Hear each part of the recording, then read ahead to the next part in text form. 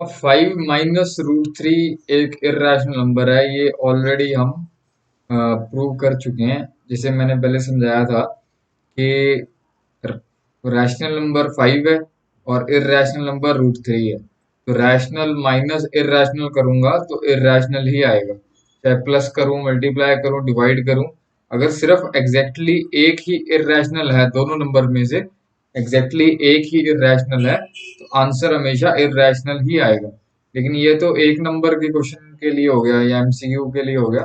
यहाँ पे show that करना है, प्रूव करना है, तो हमें स्टेप बाय स्टेप पूरा समझाना पड़ेगा। ठीक है, तो इस केस में हमें क्या करना होगा, √3 को एक साइड करना होगा, मतलब कि +√3।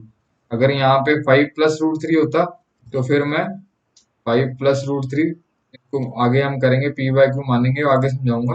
तो 5 को उधर ले जाएंगे, तो मतलब जो भी है, जो भी रूट में है, अगर मान लो 5 - √7 है, तो √7 को फिर मैं उधर ले जाऊंगा। तो मतलब कि प्लस में लेके आना होता है और रूट वाली टर्म अलग करनी होती है। और फिर हम इस क्वेश्चन में √3 को प्रूव नहीं करेंगे कि वो इरेशनल है, क्योंकि वो ऑलरेडी हम कर चुके हैं। तो हम सीधा लिख देंगे we know that √3 is irrational. ठीक है, तो वो कैसे अप्लाई करना है वो आगे बताता हूँ।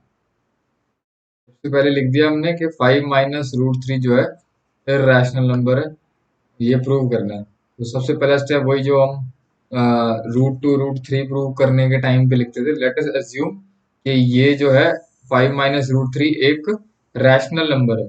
जो भी हमें प्रूव करना है, इरेशनल प्रूव करना है, उसके उल्टा एज्यूम कर लो। फिर बाद में लिख देंगे अजम्पशन रॉन्ग, सो बाय कॉन्ट्राडिक्शन ये प्रूव हो जाएगा कि इरेशनल है। तो हमने let us assume that 5 - √3 is rational number.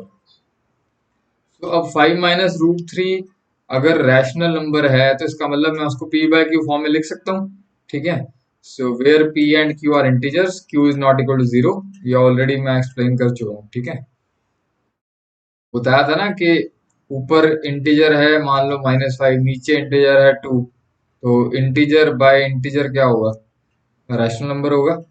ठीक है ना, इसको लिख दूंगा -5/2, तो ये एक रैशनल नंबर है। ठीक है, तो जितने भी क्वेश्चन आ जाएं, चाहे 5 - √3 हो, 5 + √3 हो, 6 - √2 हो, 6 + √2 हो, 8 - √7 हो, सभी इसी मेथड से सॉल्व करने हैं। मतलब सबसे पहला step is equal to p/q लिखना है, और बाद में √3 √2 √7 को अकेला कर देना। ठीक है, वो आगे बताता हूँ कैसे करना है। तो सभी के लिए सेम ही स्टेप है। ठीक है,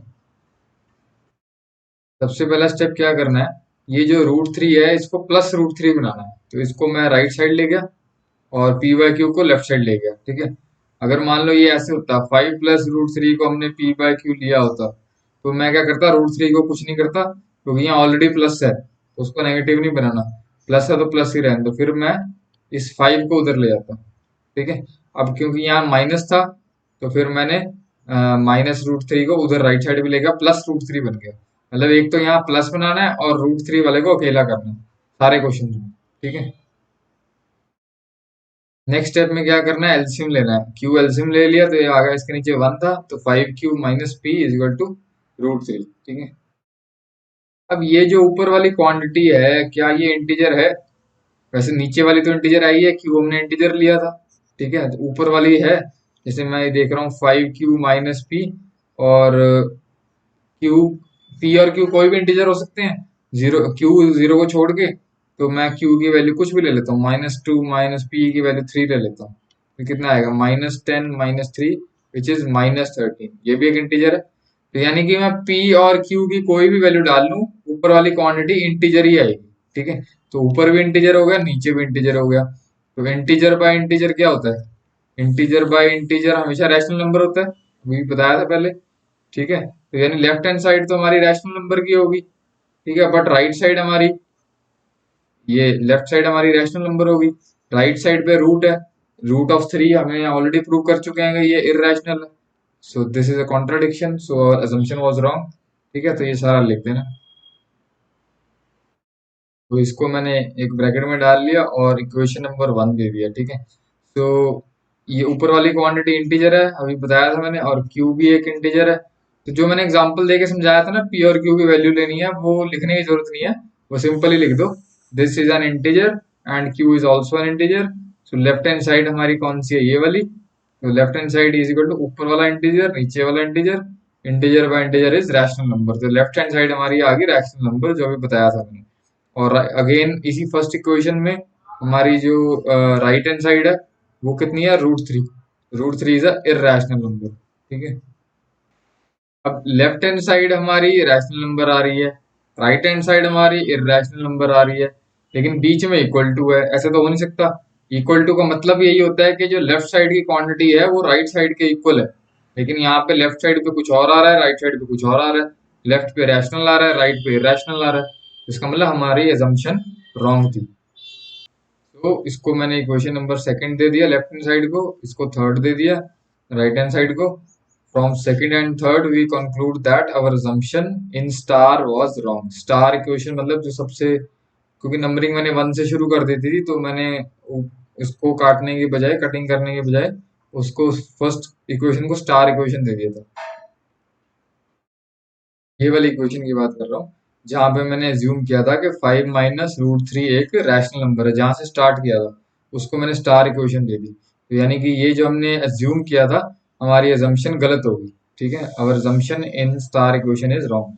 तुम यहाँ से 1 भी शुरू कर सकते हो, इसको 2 लिख सकते हो, ऐसे करके। तो मैं लिखना भूल गया था 1, तो इसलिए मैंने यहाँ, कभी ऐसा हो जाए तो फिर ऐसे स्टार इक्वेशन लिख दो ऐसे, ठीक है, अगर नंबरिंग तुमने यहाँ से शुरू कर दिया तो। So by contradiction, we have proved that 5 - √3 is irrational. That's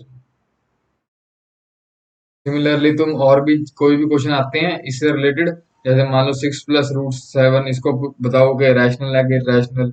वैसे देख के ही पता लग रहा है कि ये रैशनल है और ये इरेशनल है, और इन दोनों के बीच में फंडामेंटल ऑपरेशन अगर हम लगाएं, प्लस माइनस मल्टीप्लाई डिवाइड, तो अगर एग्जैक्टली एक इरेशनल है तो आंसर इरेशनल ही आएगा, ये तो हमें पता है। लेकिन हमें प्रूव करना है ये सारे स्टेप्स जो समझाए हैं मैंने, ठीक है।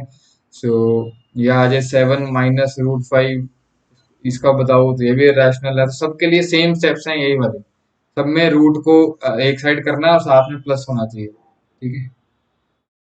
तो एक्सरसाइज में जो क्वेश्चंस होंगे और प्रैक्टिस करोगे तो क्लियर हो जाएगा। That's it.